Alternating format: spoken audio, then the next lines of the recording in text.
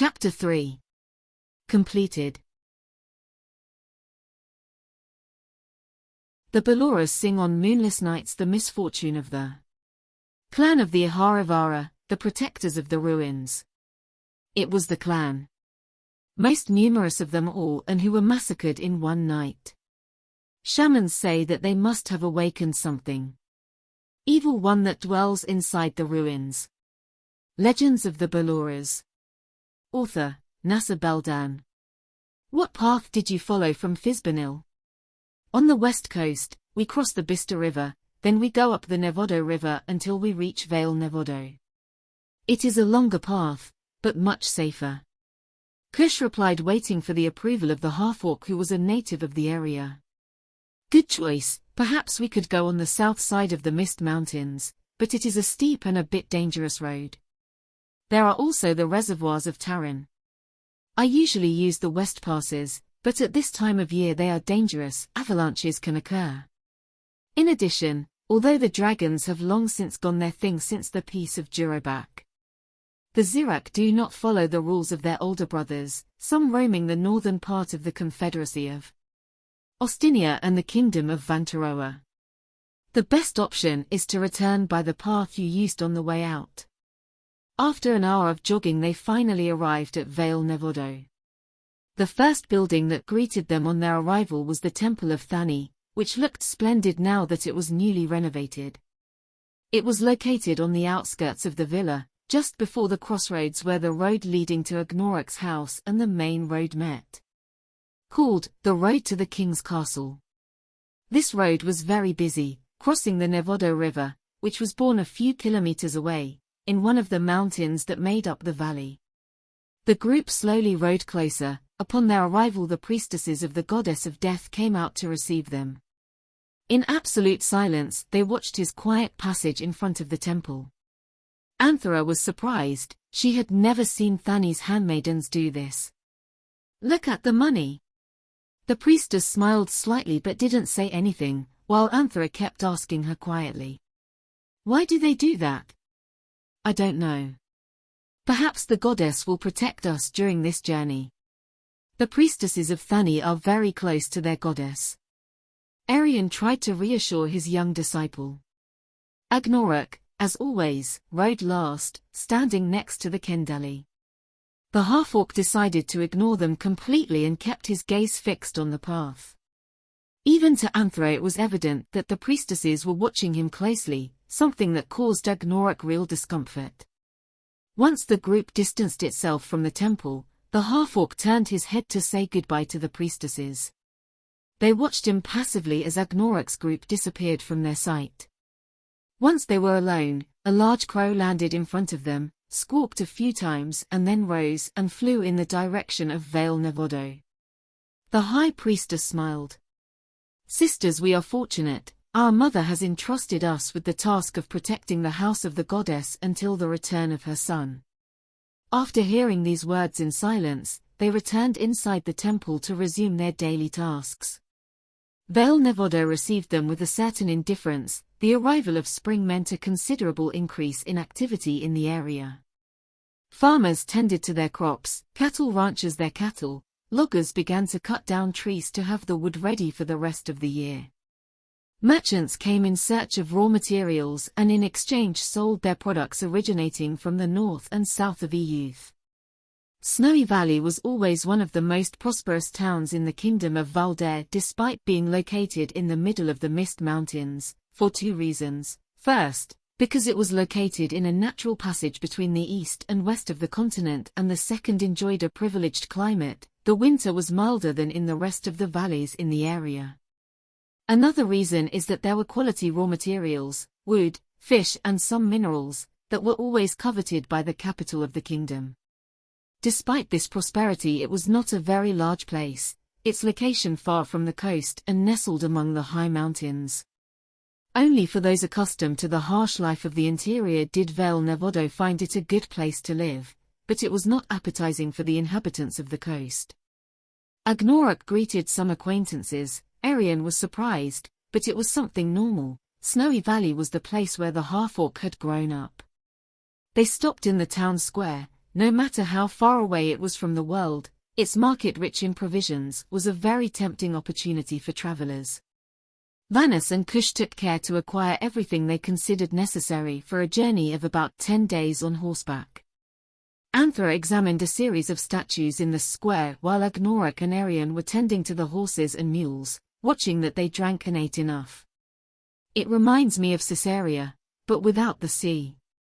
Arian commented, as he watched people buying and selling products in the market. We have been lucky, today is market day. Valle Nevado is the center of union of the small towns that are in the south of the Mist Mountains. Arian was surprised again to see how a crowd applauded a man who was showing his naked torso. Seeing the admiration of the neighbors towards him, he proudly raised his fist in victory. And that? Today is the first spring market, and as tradition dictates, it will be at the next crossing of moons when the Valle Nevado wrestling tournament will be held. Fighting tournament? Yes, without weapons. In the past, in wars against dragons, people fought for the honor of not fighting them. The winner didn't fight. Of course. It's crazy to fight the barren dragons. The warriors of the area fought to see who would stay to protect Snowfall while the rest were enlisted by the kings of Valdare. After the war, the tournament has remained a tradition in memory of those times. Now they give away a cured ham, as well as being able to drink free beer and wine from the taverns in the square throughout the year. Have you ever participated in the tournament? Agnoruk was thinking of answering but was hugged by a girl. A woman in the plaza smiled at him, leaving a heavy basket overflowing with pine cones on the ground to go alongside the half-orc and Arian. Agnoruk! Shouted the girl. Enough, Berlinita. You're going to strangle me. Arian began to laugh at the little girl's attack. We haven't seen you all winter. We miss you. The half-orc managed to barely escape the clutches of the little girl, while he got up to receive the woman who approached them. Agnoruk kissed the woman on the cheek to the surprise of Arian, who had never seen the half-orc perform such a great show of affection to anyone. Amma, this is Arian. Arian. The priestess of Elaban. That's right.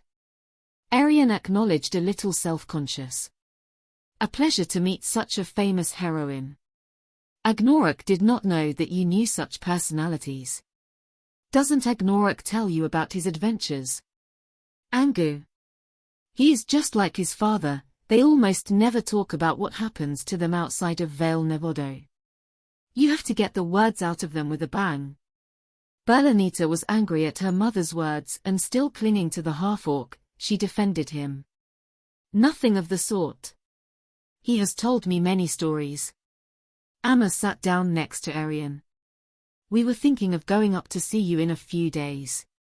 But it seems that you are leaving Valle Nevado. That's right. I have a pending debt to settle. Amma smiled broadly. We've known each other since we were kids, Agnoruk. When you say that, it's that you're going to be away for a long time.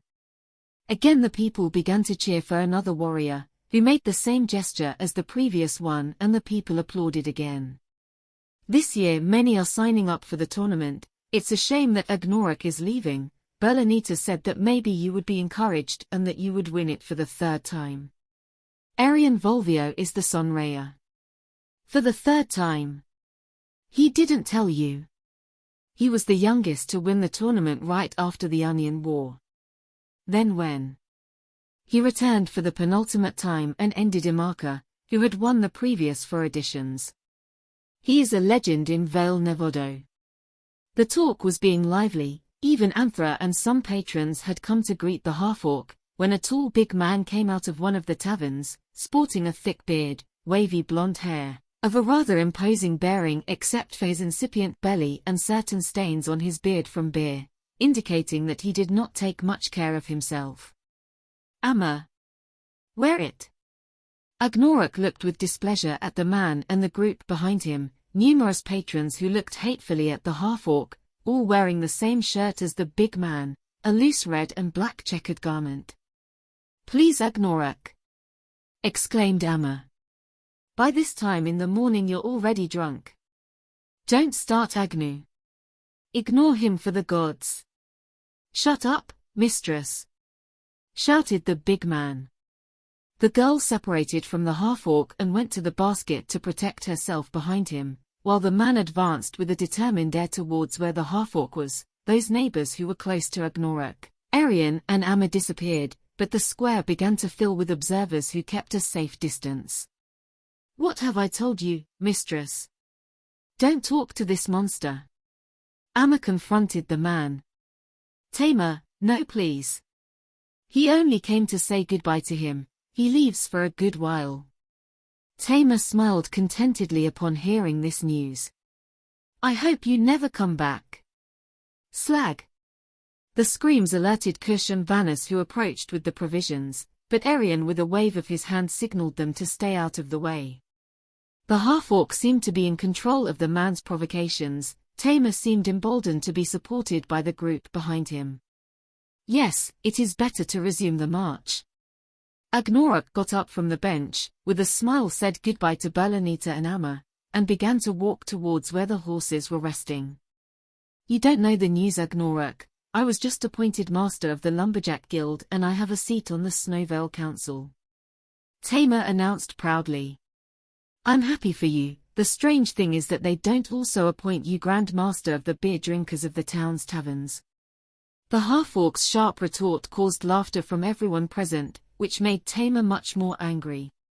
May you die in this adventure as your father did. Like this. We can cut down that big oak tree next to the hut where you live. Arian was adept at noticing that Amma had gone white at the same time that many of the curious patrons began to escape. That was too risky a provocation. Agnoruk stopped his walk and turned. Agnoruk, no! Amma shouted. Arian, who knew the half-orc a little, knew that it was too late to stop him. From the group that accompanied Tamer, another woodcutter emerged emboldened, more enormous, strong, thick, with a large brown beard and a tattoo on his forehead that went down to his left eye. Tamer smiled. What he had planned was happening. I introduce you to Idian. He is going to be this year's champion in the tournament. Idian went out to meet the half-orc, throwing a blow aimed at Agnoruk's face, but the half-orc dodged it in an agile way. At the same time, with his left leg he hit the big man on the side of the right knee. A dry crack was heard when receiving the kick. Idian screamed and fell to the ground. Agnoruk grabbed his opponent's head and hit him on the right side of the neck with his elbow. To finish, another sharp blow, straight to the chin. Poor Idian lay on the ground, trembling as he drooled over a mixture of saliva and blood. The group that protected Tamer disappeared as if by magic, left alone in the presence of the half-orc. You choose champions worse and worse. It doesn't reach Imaka or the soles of his boots. Agnoruk got on a par with Tamer. Tamer, angry, threw a punch that Agnoruk dodged with a tape. Then with feline speed he flanked the woodcutter, grabbing him from behind. Tamer could not get away from the key made by the half-orc, who also squeezed his neck, leaving him breathless. While Agnoruk brought his mouth to Tamer's ear and dug his fangs into his skin, causing blood to gush out. The man surrendered and Agnoruk took the opportunity to whisper it in his ear. Listen to me well, even if it takes me a century to return. No one in Valle Nevado is going to touch a blade of grass from that place. If something happens to that cabin or oak tree, I'll come back from hell itself to kick your ass. Agnoruk, no please. Mistress implored the half-orc. The half-orc threw Tamer to the ground and he was helped by Amma. The woman was crying desperately. Enough of the two. By the gods! Agnoruk separated himself from everyone and walked to the mare, mounted her. Arian worried about Tamer for a moment. In reality, Agnoruk had been very skilled, painful wounds, but nothing more serious than a large bruise that would last a few weeks. Agnoruk rode out of Snowy Valley, exchanged a glance with Berlanita. The girl waved with her right hand to say goodbye to Agnoruk, but only had a slight hand gesture from the half-orc as a response. Arian approached Amma, who was crying over a Tamer who lay unconscious as a result of the blows and the beer. Don't worry, it's okay. They never got along very well. He has always been provoking Agnew since they were children. Kush and Vanas quickly placed all the provisions on the horses. Anthra got on hers a little embarrassed, she was not used to fighting. Arian noticed that there was a certain normality among the rest of the town, and people were exchanging coins, some more smiling received them from others much less happy. Berlanita triumphantly approached her mother and Arian. I have won 3 very beautiful glass beads. Arian was surprised. Amma shook her head as she sat Tamar up, wanting to sit him on one of the benches in the square. It's very wrong to bet against your father, I hope he doesn't find out. Arian was confused, but it was the girl who clarified the situation for her.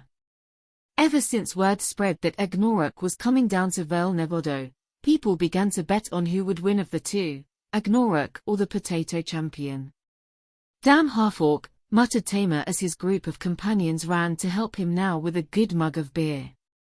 Amma left her husband with her comrades, walked towards Arian taking his arm. Amma spoke with a serious countenance to the surprise of the priestess. Take good care of it. He has too much power. I've known him since I was a child, day by day he's more powerful and he's afraid. Arian observed an object that could be useful to him. He immersed the jewel in a bucket that contained a little water. After praying for a moment and closing his eyes, the jewel shone for an instant. Once the ritual was concluded, the bucket was given to the girl. Take Berlanita, have your father and his friend drink of this water and you will both get better. Okay. But I'll do that a little later. Arian looked at Amma who accepted her daughter's idea with resignation. Berlanita is right, if Tamar recovers too quickly maybe she will go in search of Agnew. It's almost better that I continue to be confused at least until tomorrow. Arian said goodbye to the two of them. To Kush's haste, he walked hurriedly to get on his mule. The quartet left Valle Nevado, where the half-orc was waiting for them on the outskirts with the face of few friends. They love you very much in Valle Nevado. Tamar is troll shit. One day. You've controlled yourself a lot. The magician congratulated him. Don't worry, you haven't seen anything, now comes the best. The way out was a curve to the right, just as they had observed on the outward journey. There was a rickety little house on a hill that controlled the area. On the porch of the house an old man was sitting on a well-worn rocking chair with a skinny dog sleeping next to him. The old man was wearing a red cloth hat and leaning against the wall of the house was a huge halberd, which threatened to fall under its weight. Their attitude was one of vigilance as when they first arrived in Valle Nevado. On this occasion he was silent, but when he saw Agnoruk, the old man began to rock more and shout furiously. Half-orc! You're a big scam. The most shameless mediocrity in the entire world. Everyone looked at Agnoruk in surprise, who lowered his head and rode at a leisurely trot, enduring the downpour of expletives. I don't know how you've fooled other idiots for another one of your adventures. You're not worth a bucket of dirty water full of flies. The old man continued to say similar things while he had them in sight, and even though they were at a considerable distance, for more than 2 kilometers, they had to listen to expletives from the old man about the half-orc. I already said it from the moment you raised an inch, that boy is a scam. Half-orc. Ha! Semilurchers. It is what you are. Phony. You'll never amount to anything.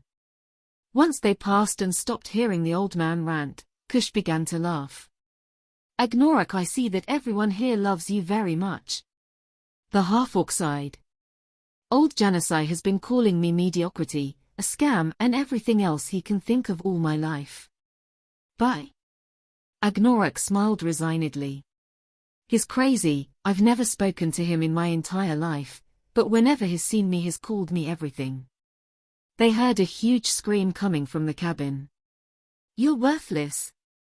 Old man Janusai kept shouting expletives from his rocking chair until an old lady came out of the hut to hit him on the head with a broom.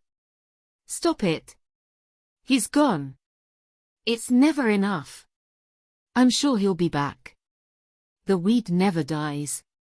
At the same time he caressed the heavy halberd with his right hand, while the dog scratched his neck with one of his paws and then yawned and went back to sleep. "Bring me the pipe," the old man asked the lady. They left Valle Nevado following the course of the Nevado River, crossed through the bridge of the Sleeping Troll and continued west. The days passed through the territories between the border of Valdair and the Confederacy. It had been a long time since wars were only narratives for winter nights. Since the truce with the dragons, nothing remarkable had happened in this area of Eud except the War of the Onions. The people lived quietly, although the Confederacy had hardly any large populations in the interior. Everyone lived by the sea, where the climate was milder and the sea provided abundant food. They reached the mouth of the Nevado River and followed the coast southward. The coast was full of small fishing villages where they could get water and find a roof over their heads. The sea disappeared halfway to Fisbanil, the road between the Nevado River and the Bista River headed inland. They found themselves with a few days of total solitude, in an uninhabited area. At last they came to a crossroads, and Agnoruk chose to spend the night beside some huge stones. "Better to camp here, these stones are a good shelter." They made a fire and had dinner, Agnoruk as always drinking tea in the twilight. Here the southern road forks in two directions, south towards Fisbanil or inland towards the Shadow Ruins. Arian got up and looked at the horizon. Deep in the background there were black silhouettes that reminded him of the Towers of Oblivion. Yes, these were much more threatening. "It's been a long time since I've been here," commented the half-orc. "Since when?" "In the ruins of Shadows, is where my father died." "I thought I had died far from home." Agnoruk smiled bitterly. He didn't like to talk about it. "No, ironically he and our entire group died only 12 days' march from Valle Nevado. Let's go the long way. The ruins of the Shadows are not far from Snowy Valley if you go the inland way." "What happened?" "It was a simple mission, nothing special. After some attacks by Zirak in the south, some merchants asked us to finish them off, threatening some mines of their property. We were in Valle Nevado spending the winter doing nothing, and in exchange they offered us an appetizing amount of gold that we did not need. I was opposed to going. I never liked the area. But he did not have the right to vote as he was the youngest, and for the others it was an excellent opportunity to win more gold with little risk. They seemed to be right since it was easy to finish off the Zirak. I remember how they messed with me for my refusal. They even threatened to take my part for ashes. Unfortunately, my instinct is not usually wrong. When we were returning to Valle Nevado, we were attacked by a group of Baloras. They didn't give us any choice. The whole group was massacred. Thanks to Emilian's sacrifice I saved my life. Desolate, I survived in the swamps of Tarum. Then I followed the trail of the Baloras. They camped north of the ruins." The half-orc's gaze was cold. "What did you do, Agnoruk?" Arian asked. "I studied their guard patterns, and one moonless night I infiltrated their camp." "No." Arian knew what the half-orc's words implied, since there were not only warriors in the camp. Arian knew that Agnoruk bore death by the hand of his divine mother, and if he wanted he could use that talent to cause terrible devastation. It was the first time he had acknowledged having used it.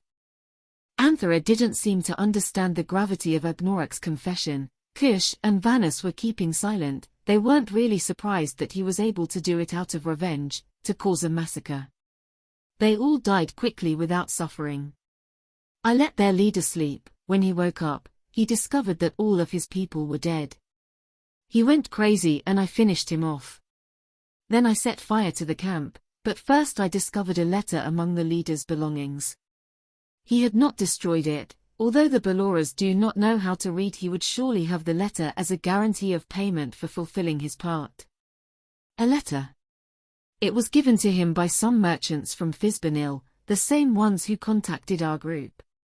That company of merchants died in an unfortunate accident shortly after the Baloras' camp was set on fire. Although rare, the Baloras can deal with the boldest and least scrupulous inhabitants of the Confederacy. The letter was from a prince of Olbiana offering a large amount of gold as a reward for the death of a group of adventurers who would soon be heading to the ruins of the shadows. How? Arion was surprised by Agnoruk's confession. Prince Serbal of Olbiana, second in line to the throne, was madly in love with Byanak, the king of the vampires, who I had killed a year before. The half-orc bit his lower lip as he drank some of his tea. As revenge, he pulled all his strings to finish me off. My greatest feat resulted in the death of all my friends and my father. After finishing off the Beloras, I didn't return to Valle Nevado, so they would think I was dead too. I went west, towards the kingdom of Vantaroa. I got enough gold to take a merchant ship bound for Olbiana to end my revenge. Prince Serbal. Kush was consulting his book. He died, a hill devoured him while he was bathing. Kush looked up, it was a painful death. The magician imagined the terrible 1,000-legged worm devouring the prince's entrails. He died suffering terrible agony. One had to be very skilled to kill a prince of Olbiana inside the royal palace. Agnoruk must have very good contacts in Olbiana, the wizard reasoned as he listened to the rest of the half-orc's narration. Then I stumbled. I returned briefly to Valle Nevado but left. For a while I wandered aimlessly, ending up in the north of Darsuk, getting into a lot of trouble until I was recruited by the company of the Blue Phoenix. You left because of that? Arion understood the half-orc. After a great triumph always comes a great misfortune. And I don't want death to accompany his revenge. With that dark thought, they fell asleep while Agnoruk performed the first shift on duty. He spent hours looking at that blur on the horizon that was the ruins of the shadows. The rest of the days of travel passed with a pleasant monotony. The southern part of the Confederation was the most important area. Populated the territory, and after 5 days they finally came to see its most populous city, Fizbanil. Built on the Cape of the Lost of Samael. Along with Miriat, it was the most important port in all of Eute, but Fizbanil, due to its privileged location, used to be an obligatory stop for many merchant ships. They crossed the bridge that crossed the river with the same name, its mouth originating a pleasant delta with gentle currents where the great city was located. The capital of the Confederacy of Ostinia, although it was not as extensive a city as Tame or Olbiana, its walls had nothing to envy to those of these two great cities. What stood out about Fizbanil was that he had a very lively life. Those were good times. Eute had been without conflicts worth mentioning for a long time, and trade with other continents for their rich raw materials was beginning to be a good source of income for the Confederation. Agnoruk had not visited Fizbanil for a long time and found it quite changed. The Senate of the Confederation had carried out a series of reforms in the city to provide it above all with a much larger, better communicated and functional market. Many things could change in Fizbanil, but what no one from the Senate would dare to demolish, although they would surely not lack desire, was the Tower of Princess Asnamasli, the building that reigned in the sky of Fizbanil, and which could rival in height the towers of Tripulia. The great tower was abandoned to its fate because it was cursed. No one knew for sure the reason for its misfortune. In Fizbanil there were many rumors and legends on the subject, but what was clear is that no one in their right mind wanted to be inside its walls. The district where the tower was located was only inhabited by the outcasts who had nowhere else to live. So the city center was abandoned to its fate with a huge wall that isolated the tower and its neighborhood from the rest of the city. They surrounded the neighborhood of the Great Tower. In the market they looked for a good inn to spend the night, before returning the mounts to the stable where they belonged in exchange for a sum of gold not as high as what it had cost them to acquire them previously. An old acquaintance, Captain Labres, was waiting for them at the inn, and his ship was ready to set sail the next morning. The sailor greeted Agnoruk effusively. They knew each other well. During the previous decade they had used Labres' services on some of his trips with Gosberg. His vessel of elf origin was one of the fastest in all of Sharnaries.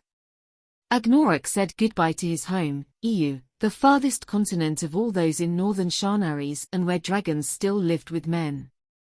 A continent that together with his father he had traveled from north to south. When he was a wacky young man and bully, and before he set sail with his group of mercenaries to the rich kingdoms of Darsuk in search of fortune. Without any mishap they set sail from Fizbanil to sail the ocean of Hyolau. They would then follow the traditional route through the Belinton Sea. They would make a stop at Olbiana to resupply. Surely they would sight Turkhaimak and then cross the Strait of Sirapan. Later they had to cross the Ocean of Eternity following a northerly course until they reached their destination, Almera. It was a long journey, but thanks to the speed of Labour's ship it was done in the shortest possible time.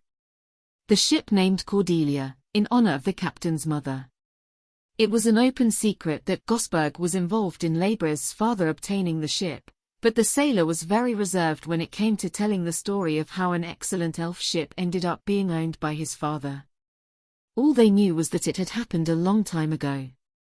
Without many details, a fortnight after leaving Olbiana and thanks to very favorable currents and winds, they saw the unmistakable and extensive beaches of Enholis that made them see that they were reaching their destination, Almera, the city of the mercenaries.